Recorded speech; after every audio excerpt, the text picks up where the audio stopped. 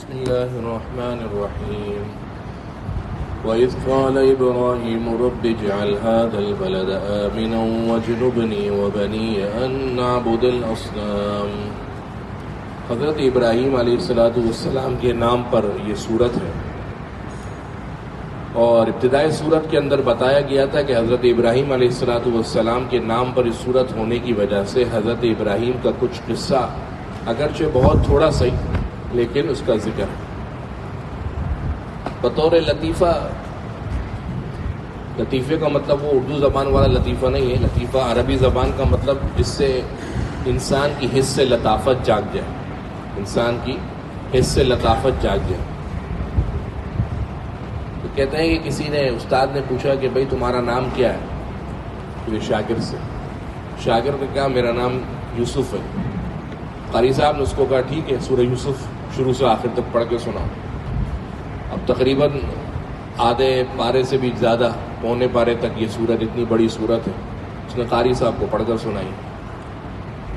دوسرے طالب علم کو بلایا، اس نے کہا کہ اگر میں نے بھی کہہ دیا اپنا اصل نام بتایا مسئلہ ہو جائے گا، لیکن حل کوئی نہ تھا، تو اس سے پوچھا تمہارا کیا نام؟ اس نے کہا میرا نام ابراہیم ہے، لیکن سارے لوگ مجھے پیار سے کوثر کہہ کے بلاتے ہیں، تو سورہ کوثر ہی بچ جاتی ہے سنانے کے لیے۔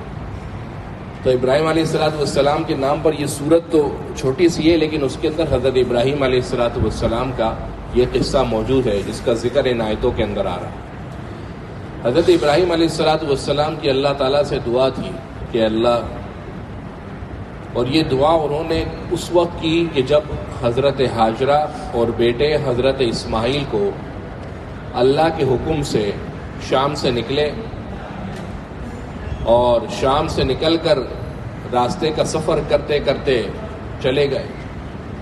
راستے کے اندر بڑے سبززار آئے، ہرے بھرے کھیت آئے۔ حضرت ابراہیم نے حضرت جبرائیل سے پوچھا ادھر ٹھہرنا ہے، ادھر ہمارا پڑاؤ ہے؟ تو کہا ادھر پڑاؤ نہیں، آگے چلیے۔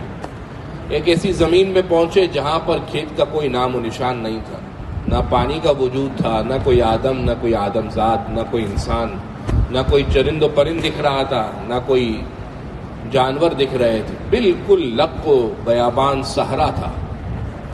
حضرت ابراہیم علیہ السلام کو حکم ہوا کہ آپ ادھر ہی اپنی اہلیہ اور بچوں کو چھوڑ دیجیے۔ حضرت ابراہیم علیہ السلام نے اپنی اہلیہ حضرت ہاجرہ اور بیٹے اسماعیل علیہ السلام کو جو موجودہ بیت اللہ کی جگہ ہے وہاں اور زمزم کے درمیان، زمزم کا جو کنواں ہے اس درمیان کی جگہ پر ان کو وہاں پر چھوڑا۔ اور ابھی چھوڑا ہی تھا کہ اللہ کی طرف سے حکم آیا کہ آپ شام کی طرف ہجرت کر جائیے۔ اللہ کے خلیل تھے، کیسے حکم سے منع کر سکتے تھے؟ اللہ کا حکم فوری طور پر تھا۔ اپنی بیوی بچوں کو بتانا بھی مناسب نہیں سمجھا کہ میں کہاں جا رہا ہوں، ادھر چھوڑا اور ادھر روانہ ہو گئے۔ پیچھے سے بیوی ہاجرہ نے آواز دی کہ ابراہیم اس صحرا کے اندر ہمیں چھوڑ کے کہاں جا رہے ہیں؟ آپ نے کوئی جواب نہ دیا، اور ایک دفعہ نہیں، دو دفعہ نہیں، تین دفعہ جب پکارا ان کی بیوی نے اور حضرت ابراہیم کی طرف سے کوئی جواب نہیں ملا، تو بیوی کے دل میں خیال آیا کہ خلیل اللہ ہے، بے وفائی تو کر نہیں سکتے۔ صرف خلیل اللہ کا مطلب یہ تو نہیں کہ اللہ کے بندوں کے ساتھ بے وفائی کرے گا، تو کہیں ایسا تو نہیں کہ اللہ کا حکم موجود ہے۔ تو دور سے آواز دے کر بیوی نے حضرت ابراہیم سے کہا اللہ ہوا مرک، خلیل اللہ، اللہ نے حکم دیا ہے؟ تو آپ نے اپنے سر مبارک ہلا کر جواب دیا کہ ہاں میرے اللہ کا حکم۔ اور بیوی نے وہ جملہ کہا، ایسا جملہ جو قیامت تک ہر تاریخ دان لکھنے والا آب زر سے لکھنے کے قابل ہے۔ بیوی ہاجرہ نے کہا فَإِذَا اللَّهُ يُضَيِّعُنَا، پھر اللہ ہمیں ضائع نہیں کرے گا۔ جب حکم اللہ کا ہے تو پھر اللہ ہمیں ضائع نہیں کرے گا۔ آج بھی خاندانوں کے اندر اس قسم کی عورتیں اور اس قسم کی مائیں، اس قسم کی بیٹیاں اور بہنیں وجود کے اندر آ جائیں جو یہ دیکھیں کہ ہمارے گھر کے سرپرست، شوہر، بھائی، بڑے اللہ کے حکم کے آگے جب ڈھیر ہونے کے لیے جا رہے ہوں تو ان کو دنیاوی کسی بھی قسم کی چمک دمک کا نام ان کے سامنے نہ لیا جائے، تو کس طریقے سے گھرانے اور معاشرے امن کی جگہ بن جائیں، اور کس طریقے سے ان گھرانوں کے اندر اللہ کا حکم زندہ ہو جائے۔ جب حضرت ابراہیم علیہ السلام نے حضرت ہاجرہ کی یہ بات سنی تو دل کے اندر عجیب و غریب قسم کے وساوس آئے کہ پتہ نہیں اس صحرا کے اندر اس کا کیا ہوگا، لیکن رک نہیں سکتے تھے۔ وہاں سے رک کر پہاڑوں سے باہر نکلے، اور ان پہاڑوں سے نکل کر جس جگہ سے بیت اللہ دکھ رہا تھا وہاں پر بیت اللہ کی طرف منہ کیا اور یہ دعائیں مانگی۔ وَإِذْ قَالَ إِبْرَاهِيمُ، اور جب ابراہیم نے بطور دعا مانگا کہا ربی اے میرے رب، ربی اے میرے رب، اجعل بنا دے هَذَا الْبَلَدَ اس شہر کو آمناً امن کی جگہ، وجنبنی اور مجھے بچا لے، وبنیا اور میری اولاد کو، ان نعبد الاصنام کہ ہم بتوں کی عبادت کریں۔ ہم کس کی عبادت کریں؟ بتوں کی عبادت کریں۔ معلوم ہوا کہ دیکھیں انبیاء کے نزدیک بھی کسی معاشرے کا، کسی سوسائٹی کا، کسی شہر کا، کسی بستی کا، کسی ملک کا خوشحال ہونے کا مطلب دو باتیں۔ نمبر ایک، وہ دنیا کے خوف و خطر سے امن و امان کے اندر، اور پہلی دعا امن و امان کی مانگی ہے۔ یہ زیادہ سوچنے کی بات ہے۔ پہلی دعا کس کی مانگ رہے ہیں انبیاء؟ امن کی، کہ امن ہوگا تو انسان صحیح طریقے سے عبادت بھی کر سکے گا۔ اگر زندگیوں میں، ملکوں کے اندر امن ہی نہیں ہوا، ہر وقت خوف و خطر کے سائے آپ کے سر پر منڈلاتے رہیں، تو انسان صحیح سے کھل کر اللہ کی عبادت کر کے رہ سکتا ہے۔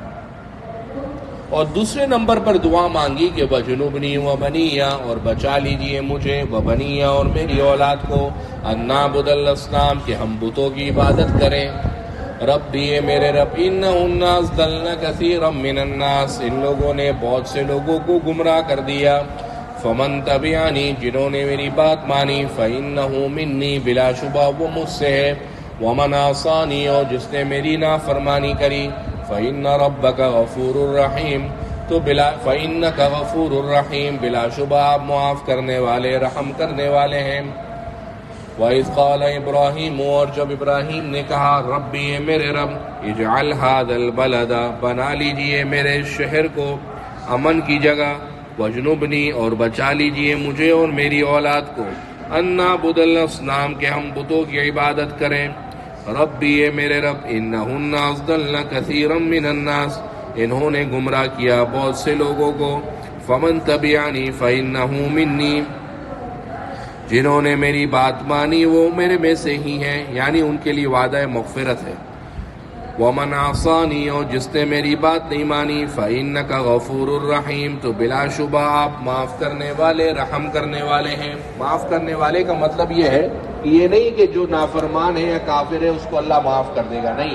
معافی کا مطلب یہ ہے کہ آپ اس کو ہدایت پر لا کر اس کے سابقہ گناہوں کو معاف کر دیں۔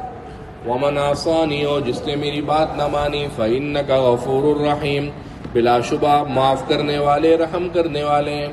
ربنا اے ہمارے رب، انی اسکنت من ذریتی بلا شبہ میں نے ٹھہرایا ہے، من ذریتی اپنی نسل کو، بواد ایسی وادی کے اندر، غیر ذی زرع جہاں پر کھیتی نہیں ہے، جہاں پر کھیتی نہیں ہے، عند بیتک المحرم تیرے پاکیزہ گھر کے پاس۔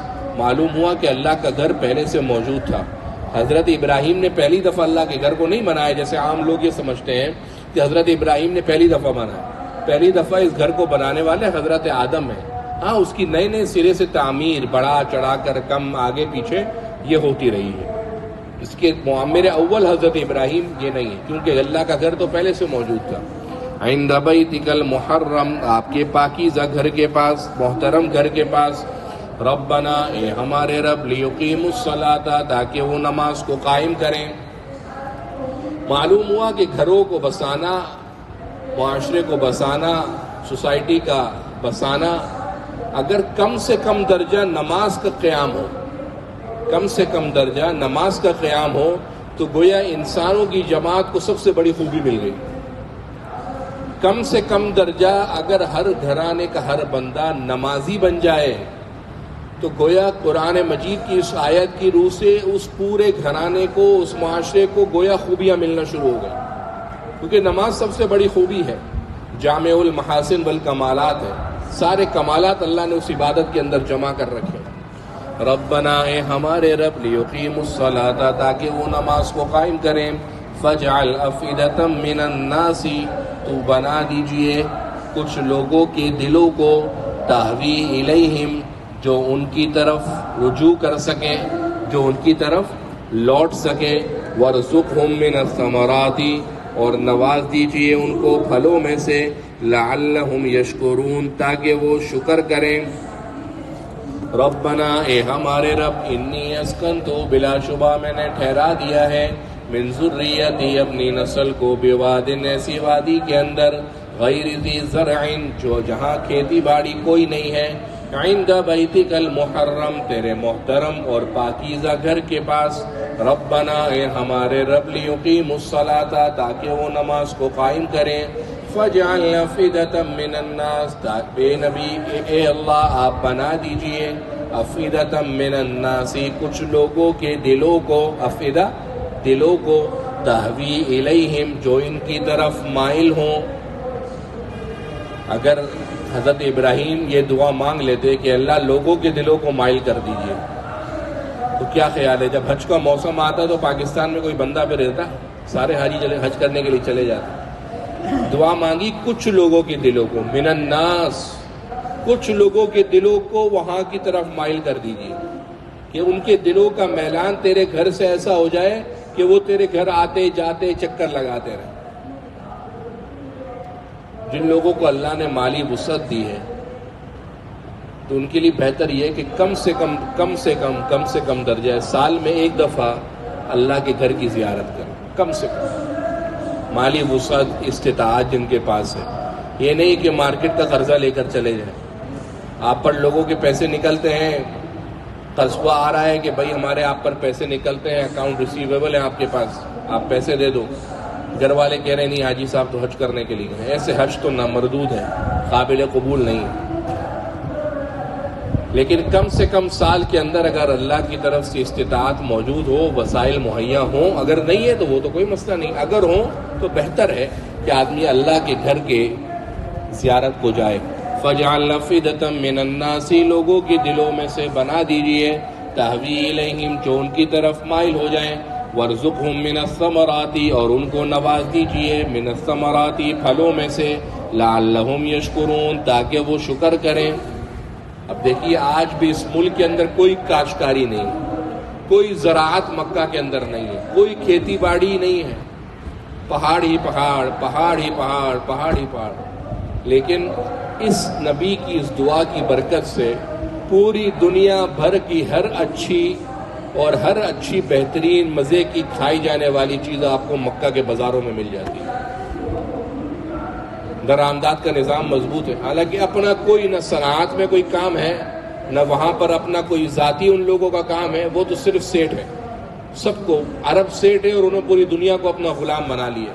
آپ نے وہاں پر کسی عرب کو نوکری کرتے ہوئے نہیں دیکھا ہوگا، سارے نوکری کرنے والے پاکستانی، بنگلہ دیشی، ہندوستانی، وہ لوگ خود صرف سیٹ پر بیٹھتے ہیں، آرڈر چلاتے ہیں، اور وہاں پر نہ زراعت کا کوئی کام ہے، نہ وہاں پر بارشیں اتنی کھل کر ہوتی ہیں، لیکن اللہ نے پھلوں کا اور ایسا نظام بنایا کہ پوری دنیا کی مارکیٹوں کا رجحان اس جگہ کی طرف ہے کہ بھئی یہاں پر سیل اچھی ہو۔ وَارْزُقْهُم مِّنَ الثَّمَرَاتِ اور ان کو نواز دیجئے پھلوں میں سے، لَعَلَّهُمْ يَشْكُرُونَ تاکہ وہ شکر کریں۔ ربنا انک تعلم اے ہمارے رب بلا شبہ آپ جانتے ہیں، ما نخفی جو ہم چھپاتے ہیں، وما نعلن اور جو ہم ظاہر کرتے ہیں، یعنی اے اللہ ہمارے دل میں جو حاجت ہے وہ تو آپ کو پتہ ہی ہے، اس دعا کے ذریعے تو ہم خالی اپنی عاجزی کا اظہار کر رہے ہیں، ورنہ حقیقت جو ہمارے دل میں وہ تو آپ کو پتہ ہی ہے۔ ربنا اے ہمارے رب انک تعلم بلا شبہ آپ جانتے ہیں، ما نخفی جو ہم چھپاتے ہیں، وما نعلن اور جو ہم علانیہ طور پہ کرتے ہیں، وما یخفی علی اللہ من شیء اور اللہ پر کوئی چیز مخفی نہیں ہے، فی الارض نہ ہی زمین میں، ولا فی السماء اور نہ ہی آسمانوں میں۔ الحمدللہ تمام تعریفیں اس اللہ کے لیے ہیں، الذی وہب لی علی الکبر جس اللہ نے مجھے دے دیا ہے بڑھاپے میں، اسماعیل و اسحاق حضرت اسماعیل اور اسحاق کو، ان ربی بلا شبہ میرا پالنے والا لسمیع الدعاء دعاؤں کو سننے والا ہے۔ رب جعلنی ابھی اسی دعاؤں کا تسلسل چل رہا ہے، رب اجعلنی، اے رب بنا دیجئے مجھے، مقیم الصلاۃ، نماز کا قائم کرنے والا، ومن ذریتی، اور میری اولادوں کو بھی بنا دیجئے نماز کا قائم کرنے والا، ربنا، اے ہمارے رب، وتقبل دعا، دعاؤں کو ہماری قبول کر لیجئے، ربنا، اے ہمارے رب، اغفر لی، میرے کو بھی معاف فرما، ولوالدی، میرے والدین کو معاف فرما، وللمؤمنین، اور تمام ایمان والوں کو معاف فرما، یوم یقوم الحساب، جس دن حساب و کتاب کا قیام ہوگا، یعنی جس دن حساب و کتاب کا دن قائم ہوگا اس دن بھی معاف فرما۔ اگر ہم اپنی اولادوں کو صرف نمازی ہی بنا دیں نا، کہ 5 وقت کی نماز ان سے پڑھوا دیں، اور ان کی اس عادت کے اوپر تسلسل بھی ہو جائے، اور اس دوران باپ ماں اس دنیا سے رخصت ہو جائیں، تو کم سے کم ہماری اولاد دن میں 5 دفعہ یہ دعا مانگے گی نماز کے اندر، کہ نہیں مانگے گی؟ رب اجعلنی مقیم الصلاۃ ومن ذریتی، ربنا وتقبل دعا، ربنا اغفر لی ولوالدی۔ اگر صرف فرض بھی پڑھتی ہوئی تو دن میں 5 دفعہ یہ دعا مانگے گی، اور انسان قبر کے اندر کس حال میں، کس تحفے تحائف کا منتظر ہو، کس ایصال ثواب کا منتظر ہو، اور ایسے بیگانہ تنہائی کے عالم میں ہو، اور ادھر سے فرشتہ آ کر گئے کہ آپ کے بیٹے نے آپ کے لیے مغفرت کا ہدیہ بھیجا ہے۔ سوچئے انسان کی خوشی کا عالم کیا ہوگا۔ لیکن بھائی اس کے لیے دنیا میں محنت کرنی پڑے گی، اپنی اولادوں کی تربیت اس نہج پر کرنی ہوگی کہ وہ کم سے کم درجے کے اندر نمازی بن جائیں۔ کم سے کم درجے کا نمازی اگر اولادوں کو بنا دیا، قبر کا کچھ نہ کچھ منزل کا راستہ صاف ہو جائے۔ ربنا، اے ہمارے رب، انکا تعلم، بلا شبہ آپ جانتے ہیں، ما نخفی، جو ہم چھپاتے ہیں، وما نعلن، اور جو ہم ظاہر کرتے ہیں، وما یخفی علی اللہ، اور اللہ پر مخفی نہیں ہے، من شیء، کوئی بھی چیز، فی الارض، زمین میں، ولا فی السماء، اور نہ ہی آسمانوں میں۔ الحمدللہ، تمام تعریف اس اللہ کے لیے، الذی وہب لی علی الکبر۔ یہ ساری دعائیں حضرت ابراہیم کہاں پر کھڑے ہو کر مانگ رہے ہیں؟ پہاڑوں کی طرف، قبلے کی طرف، بیت اللہ کی طرف منہ کر کے۔ تمام تعریفیں اس اللہ کے لیے، الذی وہب لی علی الکبر، جس نے مجھے دیا ہے بڑھاپے میں، علی الکبر، بڑھاپے میں، اسماعیل و اسحاق، حضرت اسماعیل کو اور اسحاق کو، ان ربی، بلا شبہ میرا پالنے والا، لسمیع الدعا، دعا کو قبول کرنے والا ہے، سننے والا ہے۔ مسلمان کوئی بھی دعا مانگتا ہے تو وہ دعا اللہ سنتا ضرور ہے، وہ دعا قبول ضرور ہوتی ہے، جب تک وہ کسی گناہ کے بارے میں دعا نہ مانگے، یا قطع رحمی کی دعا نہ مانگے۔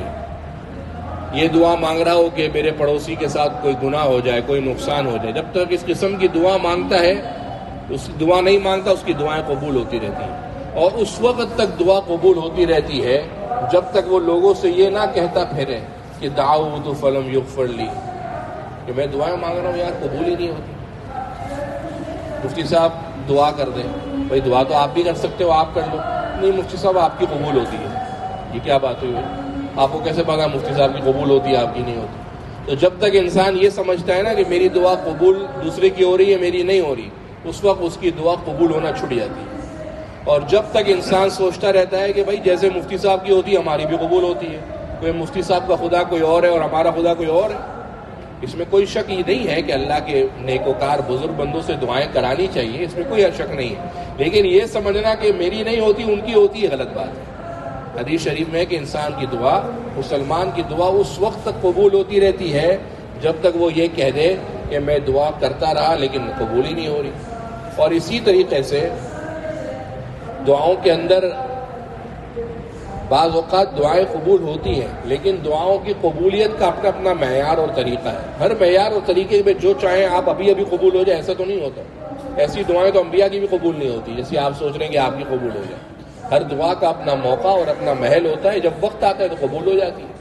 قیامت کے دن ایک شخص دیکھے گا کہ اس کے ترازو کے اندر اتنی ساری نیکیاں لا کے رکھ دی گئی، تو وہ کہے گا کہ میں نے تو اتنا نہ نماز، اتنا میری تو یہ نیکی ہے، میرا تو نہیں ہے، یہ ثواب میرا تو نہیں ہے۔ تو فرشتہ اس کو بتائے گا یہ ساری وہ دعائیں ہیں جو تم دنیا کے اندر مانگتے تھے لیکن فوری طور پہ قبول نہیں ہوئی، لیکن اس کا ثواب کر کے آخرت کے اندر تمہارے بطور ثواب آخرت میں تمہارے ترازو میں رکھ دیا گیا۔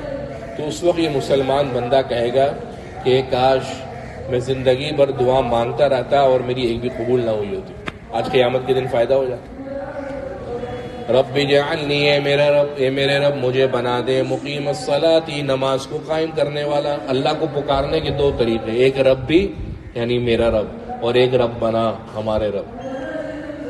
رات کا آخری پہر ہو، تہجد کا وقت ہو، پوری انسانیت سو رہی ہو، یا انسانیت مزے مستیاں عیش موج کر سو رہی ہو، اور اس وقت انسان نیند سے اٹھے، وضو کرے، اللہ کے دربار میں جائے اور سجدے میں سر رکھ کر کیا کہتا ہے؟ سبحان ربی الاعلی۔ ویسے دعا کرنے کا طریقہ ہے ربنا ظلمنا، ربنا اغفر لی، ربنا اننا آمنا، ربنا توفنا مع الابرار، ربنا واتنا ما وعدتنا۔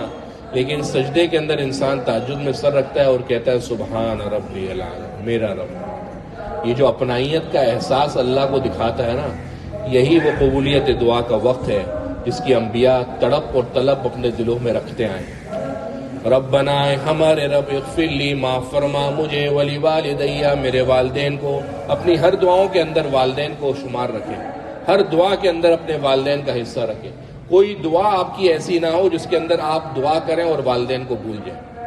ہر دعا کے اندر اپنے والدین کو شریک رکھیں۔ ربنا، اے ہمارے رب، اغفر لی، مجھے معاف فرما، ولی والدیہ، اور میرے والدین کو، وللمؤمنین، اور تمام ایمان والوں کو، یوم یقوم الحساب، جس دن حساب و کتاب کا دن قائم ہوگا۔